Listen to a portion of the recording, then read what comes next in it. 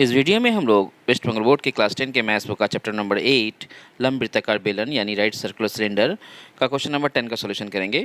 तो इसमें कहा गया है कि एक लंबवृत्ताकार बेलन के आंतरिक वक्रतल का क्षेत्रफल 264 वर्ग मीटर एवं आयतन 924 घन मीटर हो तो उसकी आंतरिक व्यास एवं ऊंचाई ज्ञात करें। तो इसका सॉल्यूशन हम स्टार्ट करते हैं। इस क्वेश्चन को बनाने के लिए हम सबसे पहले एक बेलन बना लिए हैं और इस बेलन में ऊंचाई को हमने ऐसे प्रदर्शित किया है, यानी हाइट जो है वो h मान लिया है और रेडियस अर्धव्यास को हमने r से प्रदर्शित किया गया है। तो ये भी ध्यान देना है कि ये जो बेलन है ये आंतरिक रूप को प्रदर्शित कर रहा है। और क्वेश्चन में कहा गया है कि जो इसका वक्रतल है, वक्रतल कहने का मतलब ये घुमावदार पोर्शन, इंग्लिश में कहेंगे तो कर्व सरफेस, और इसे हम हिंदी में वक्रतल भी कह सकते हैं, पार्श्वतल भी कह सकते हैं। तो वो कितना है, 264 है, यानी ये जो घुमावदार पोर्शन है ये कितना है, 264 वर्ग मीटर है, यानी मीटर स्क्वायर है। और कहा गया है कि इसका जो आयतन है यानी वॉल्यूम कितना दिया गया है, वो दिया गया है 924, यानी वॉल्यूम जो है वो 924 मीटर क्यूब है।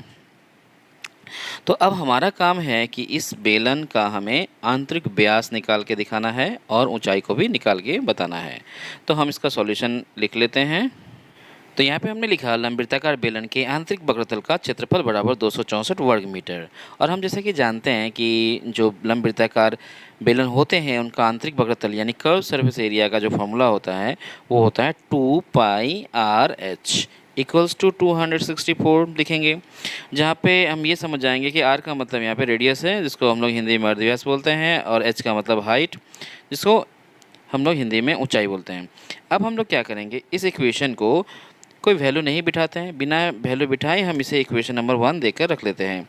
यहाँ पे हमें r का वैल्यू और h का वैल्यू निकालना है, इसलिए हम फिलहाल इसमें r का वैल्यू और h का वैल्यू का इस्तेमाल नहीं कर पाएंगे। हम पहले इसका नाम रख देंगे इक्वेशन नंबर 1। अब हम क्वेश्चन में दिए गए दूसरे कंडीशन को इस्तेमाल करेंगे। उसमें क्या कहा गया है, तो दूसरे कंडीशन में कहा गया है लंबवृत्ताकार बेलन का आयतन बराबर 924 मीटर क्यूब यानी घन मीटर। आयतन यानी वॉल्यूम, और वॉल्यूम का क्या फॉर्मूला होता है, तो ये फॉर्मूला होता है πr² इक्वल्स टू हो गया 924 मीटर क्यूब है, तो हम मीटर क्यूब लिख सकते हैं। इस इक्वेशन का नाम हम रख देंगे 2। तो अब हम देख रहे हैं कि पहले कंडीशन में कहा गया था लंबवृत्ताकार बेलन का आंतरिक वक्रतल का क्षेत्रफल यानी कर्व सरफेस एरिया वो कितना था 264, और हम लोग फॉर्मूला लगा दिए 2πRh = 264 और इसका नाम रखे इक्वेशन नंबर 1। दूसरा कंडीशन में दिया गया था लंबवृत्ताकार बेलन का आयतन जो है वॉल्यूम वो कितना है 924 मीटर क्यूब यानी घन मीटर, और हम लोग जानते हैं कि आयतन का जो फॉर्मूला होता है वो होता है πr²h, तो हमने लिखा πr²h और यह 924 है तो हम यहाँ पे 924 लिख दिए और इसका इक्वेशन का नाम हम रख दिए नंबर 2। अब हमारा काम क्या है, हमारा काम है r का वैल्यू और h का वैल्यू निकालना, क्योंकि क्वेश्चन में कहा गया है कि हमें उसका आंतरिक व्यास निकालना है। तो व्यास निकालने के लिए हमें अर्धव्यास निकालना जरूरी है और फिर हम लोग हाइट यानी ऊंचाई भी निकालेंगे। तो इसके लिए क्या करना पड़ेगा, इक्वेशन नंबर 1 को हम इक्वेशन नंबर 2 से डिवाइड कर देंगे, उसके बाद हम लोग कैलकुलेशन करेंगे तो दोनों ही वैल्यू जो है वो काफ़ी आसानी से आ जाएगा। तो हम स्टार्ट करते हैं। तो यहाँ लिखेंगे समीकरण 1 को समीकरण 2 से भाग करने पर,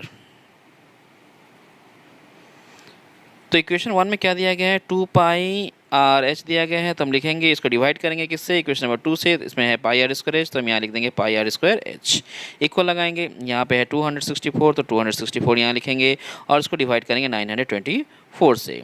अब हम जब इसको सिंप्लीफाई करेंगे तो हमारा यहाँ पे r और h में से किसी एक का वैल्यू आ जाएगा। तो किसका वैल्यू आएगा हम देख लेते हैं। तो सबसे पहले पाई के साथ हम पाई को कट कर देंगे, h के साथ इस h को भी कट कर देंगे। हम देख रहे हैं कि यहाँ पे ऊपर में एक r है, नीचे में 2 r है, r² है, तो एक r से हम एक r को यहाँ पे कट कर सकते हैं। अब क्या है, अब राइट साइड में भी हम यहाँ पे कैंसिलेशन कर पाएंगे, तो यहाँ पे हम कैंसिलेशन कर लेते हैं। कैंसिलेशन करने के लिए सबसे पहले हम इसे काटेंगे 4 के टेबल में, 4 × 24, 4 × 24, 4 दूना 8, 4 तिया 12, 4 एकम 4। अब काटेंगे 11 का टेबल में, 6 बार में 66 हो गया, 2 बार में 22, 1 बार में 11, 3 के टेबल में 2 बार में 6, 7 बार में 21, तो आगे यहाँ पे 2/7। अब हम क्या करेंगे, r का वैल्यू निकालना है हमें, तो जो बचा हम उसको नीचे में पहले लिख लेते हैं। यहाँ बचा 2 ऊपर में और नीचे बचा r, यहाँ पे ऊपर में बचा 2, नीचे बचा 7। अब हम इसे क्रॉस मल्टीप्लाई करेंगे। हम देख रहे हैं कि ये 2 के साथ इस 2 को भी वन टाइम में काट सकते हैं। क्रॉस मल्टीप्लाई जब करेंगे तो क्रॉस मल्टीप्लाई करने के बाद आएगा r का वैल्यू 7। और ये क्या हो गया, रेडियस हो गया, अर्धव्यास हो गया। और यूनिट में क्या लिखना है, यूनिट में मीटर में दिया गया है तो हम ये मीटर में ही लिखेंगे।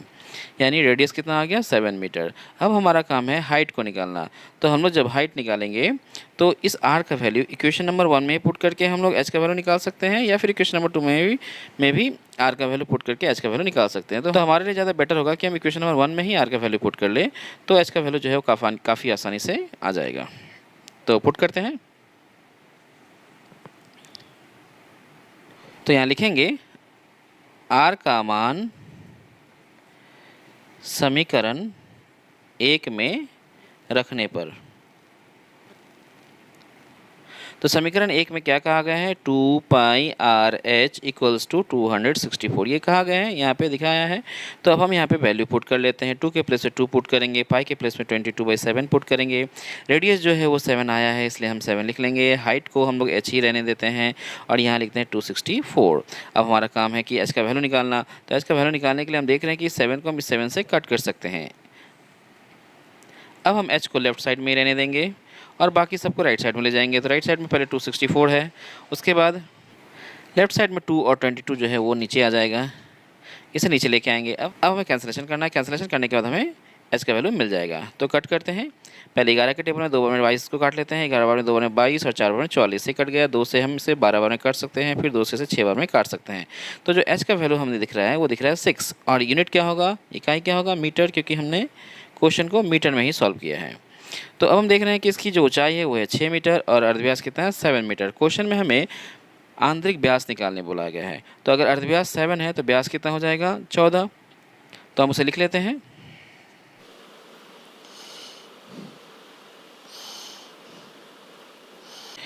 आंतरिक व्यास यानी इसको इंग्लिश में डायमीटर बोलते हैं। तो ये कितना हो गया, 14 मीटर। और ऊंचाई, तो ऊंचाई भी हम निकालेंगे। तो ऊंचाई कितना है हमारे पास, 6 मीटर। तो हमने यहाँ पे लिख दिया 6 मीटर और यही तो हो गया हमारा आंसर।